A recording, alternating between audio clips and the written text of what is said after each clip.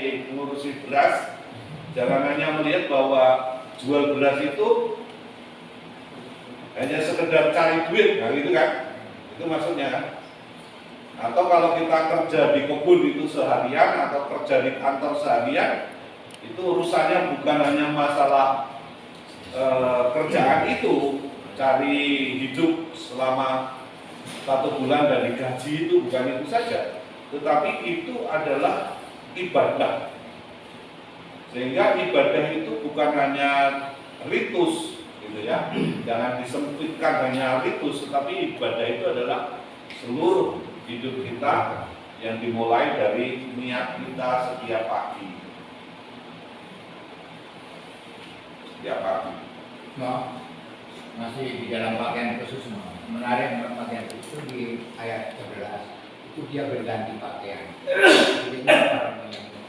Ayat 11 ya Pak? Iya.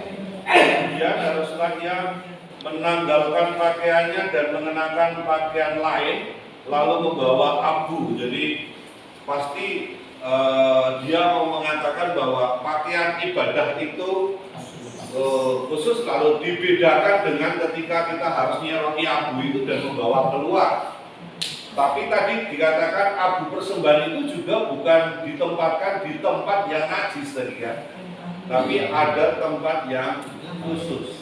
Jadi kalau di tempat kita itu ya kemarin itu ditanyakan itu di rapat itu yang sudah diberkat itu ditaruh di mana? Ya itu ya Pak kemarin ya. Ditaruh di mana? Dibuang kemana? Kalau sudah tidak terpakai, maka ada namanya sumur suci kalau di tempat kita itu. Sehingga nggak sembarangan. Kira-kira seperti itulah. Jadi apa yang berkaitan dengan kurban itu dengan peribadatan, barang yang sudah disucikan itu tidak dibuang begitu saja, tapi ditempatkan di tempat yang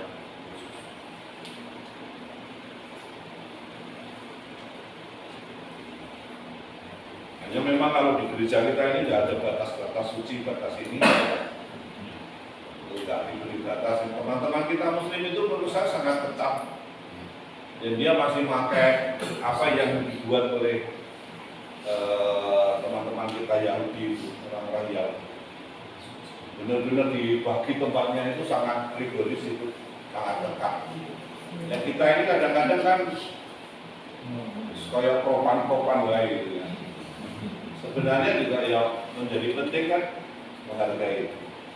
Jadi kalau romo-romo dulu yang belanja itu ya sangat benar itu. Yang bisa naik ke panti imam itu kan nggak semua orang kan sebenarnya. Kalau kita itu kalau mau masang apa itu dekorasi ya penting udah sekarang dipindahkan itu selesai. Dan maksudnya ya tetap harus hati-hati karena di situ kan barang yang sudah dihormati ya, disucikan. Seperti altar itu kan nggak bisa kita mengatakan ya ganti aja altarnya. Altar itu diurati.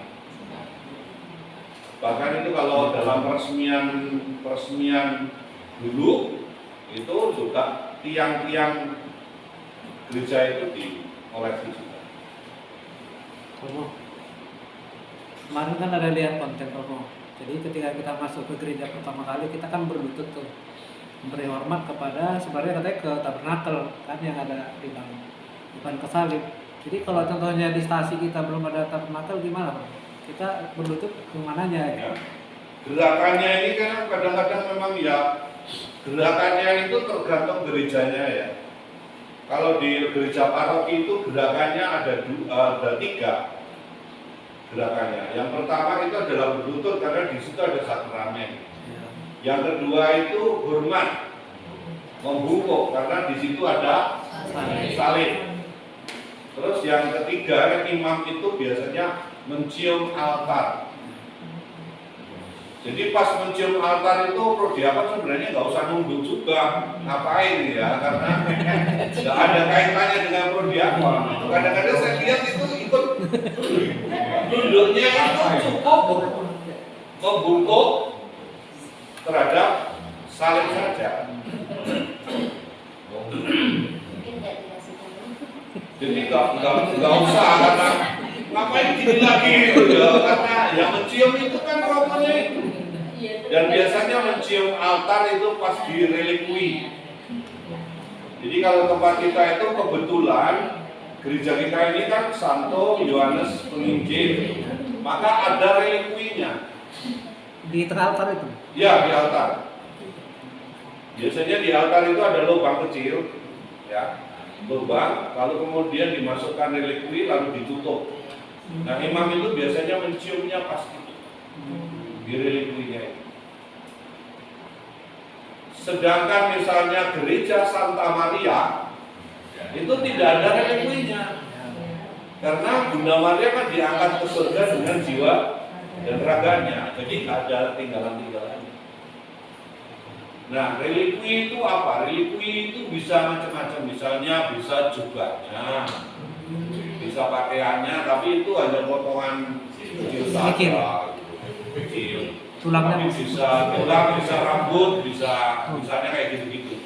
Tapi itu potongan yang sangat kecil. Kalau nggak di atas ya biasanya ditaruh di bawah kalau yang zaman dulu itu. Jadi Tidak ada kalau sama zaman ya. gimana? Tidak ada sama ya itu. Jangan rambut. Enggak. Jadi Kalau bisa kan banyak yang nama Santo Yohanes Penginjil bukannya itu. Jadi tempat lain juga ada. ya Kita juga potongannya itu ya, bagian. bagian, tapi belum tentu itu bagian tubuhnya, belum tentu. Tapi biasanya bisa juga misalnya kayak jubahnya, pakaiannya, atau mungkin dari apa bagian-bagian tasnya atau apa ya. Cuilan kecil aja itu. Cuma Tapi yang pernah digunakan oleh Santo itu. Dan itu tidak sembarangan Pak, jadi harus meminta izinnya ke Roma. Nah itu harus berarti original itu ya, Pak? Asli ya? Nggak ada kali-kali ya. Suatu saat kan ada makin banyak gereja, malah kan Ya makanya itu kan sebenarnya kan hanya kecil aja, potongan yang sangat kecil sekali. Itu supaya tapi nanti semua minta habis lah. tubuhnya dipacarin. Ya. Tulangnya Maksudnya kali itu. ini. Makanya kan biasanya ya mungkin bajunya apa ya disimpan. Di gereja Santo Antonius Padua Bunda Cina itu pernah itu altarnya kan di sana ada 3. Ada di altar itu sendiri, lalu kemudian altar depan, karena ini kan gereja zaman sebelum Konsili Vatikan yang kedua. Jadi waktu saya masuk ke situ itu di sini, mana ini? Rupanya itu saya lihat di lemari itu pernah dilepas, jadi dilepas dimasukkan di lemari itu. Jadi pada waktu saya masuk ke situ saya pasang kembali relikuinya itu. Kalau di Antonius Padua itu kan biasanya memang ada relikui yang ditempatkan di situ, dan ketika ada misa berkaitan dengan devosi Santo Antonius itu biasanya dikeluarkan. Orang boleh pegang itu atau mencium. Kalau di daerah Cina itu biasanya ada yang pegang, ada yang mencium, tapi itu ditempatkan suatu tempat begitu. Romo, bulan yang lalu kan saya ke Jakarta tuh. Kemudian saya misa di katedral. Jadi di belakang sebelah kanan itu ada Gua Maria. Nah di situ ada batu, cuman saya nggak ngerti kan. Orang pada datang situ berdoa sambil pegang batu itu, katanya batu original dari mana gitu. Apakah itu sejenis itu? Itu di katedral ya? Iya, sebelah. Sebelah kiri ya? Iya, sebelah kanan belakang, Romo. Oh, sebelah kanan kalau ngadepin begini sini. Iya. Dulu dekat dengan gereja. Saya nggak ngerti.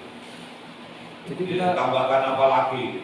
iya di bawah. Tapi itu ada kebiasaan memang pegang benda-benda suci. Ketika di situ ditaruh benda-benda suci, orang biasanya sambil doa begitu megang itu. Ya ada devosi, misalnya kalau di nanti orang Spanyol, orang Portugis itu sangat senang dengan kayak gitu-gitu. Maka kalau kita lihat gereja di Filipina itu ya hampir semuanya patung. Saya pergi ke Iligan itu, di katedral di Iligan namanya itu di Mindanao Selatan, di daerah selatan Filipina itu. Jadi di sana itu saya baru lihat pertama kali itu. Ini satu apa itu namanya, satu gedung itu isinya patung semua, macam-macam itu Pak. Dan saya perhatikan belum pernah saya lihat orang berdevosi seperti itu. Jadi pegang patung satu, pegang lagi. Belum pernah saya lihat, baru kali itulah saya melihat satu gedung itu isinya patung semua. Apa boleh itu? Kenapa? Dibolehkan gitu. Boleh orang pegang itu, nggak masalah. Nah, ada kebiasaan-kebiasaan begitu. Jadi orang kadang-kadang saking mungkin doanya itu saking apa ya, kusuknya, hikmatnya itu pegang patung itu sampai kalau di yang saya perhatikan itu di Bidara Cina itu karena kalau masuk langsung pieta. Jadi pietanya nggak ditaruh seperti kita itu. Jadi orang masuk lalu sujud di situ pegang pieta. Nah yang dipegang biasanya jempol ya, sampai kukunya apa itu hilang. Mengapa pieta di gereja Saint Peter di Roma itu juga ditambahkan pagar? Dulu nggak ada pagarnya, lalu ditambah pagar itu karena itu modelnya. Jadi orang itu nyentuh mungkin begitu banyaknya orang nyentuh sehingga itu sampai hilang bukunya itu.